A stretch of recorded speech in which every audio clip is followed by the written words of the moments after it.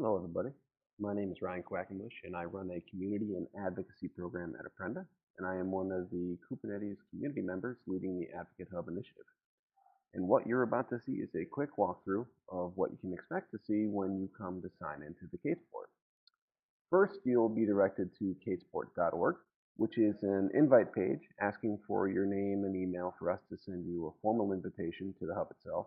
And shortly after you put in your information here and click send request, you'll receive an email bringing you to our welcome page.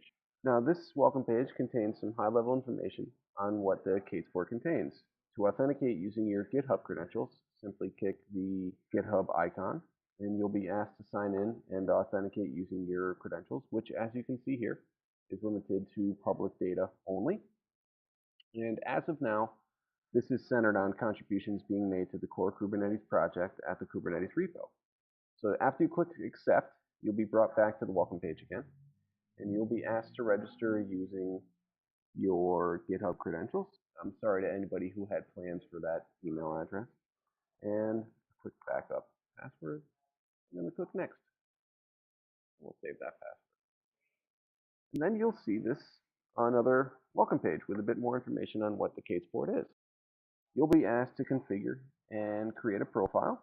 Now, this is really just some more information that helps us get to know you a little bit better. And click continue. And after configuring your profile, you'll be invited to participate in this initial challenge.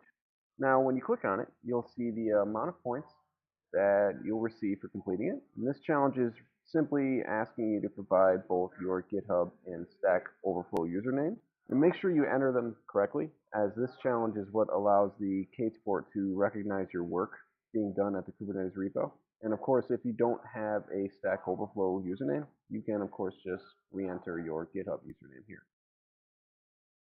And once we hit submit, you'll see that you receive the points for completing it, and of course, you receive this Kubernetes community badge, and more importantly, you gain access to all of the additional challenges in the hub itself. The types of challenges are listed front and center. Now, Stack Overflow, as you can see, will bring you to different Stack Overflow questions that need to be answered. You will be able to check in at different meetups if you are in the area. There are survey challenges, which generally ask you to answer a few questions, and of course, starter challenges, which basically just gives some basic information about the hub itself. But with that being said, let's take a look at an existing Stack Overflow challenge. If you enter it, you'll see it's provided a bit of background information on what the question is. And when you go to the question, what you'll do here is, of course, provide an answer to this challenge. And once you do so, copy your answer, bring it back to the Stack Overflow, and in stage 2 of this challenge, paste your answer that you provided here. This will allow our team to review it and, of course, award you points for helping. Now, the K8sPort will constantly be posting more updated challenges as this goes on, but some overlap with Stack Overflow is sure to occur. So if you find an answered question, or you can dismiss it here and move on. Now, if we scroll down a bit, you'll also see that there is a label called Achievement. Now, this is in reference to gaining performance-related badges that allow you to move up in community tiers, depending on the actions you take within the hub. For example, 5 badges will allow you to move up to the next tier.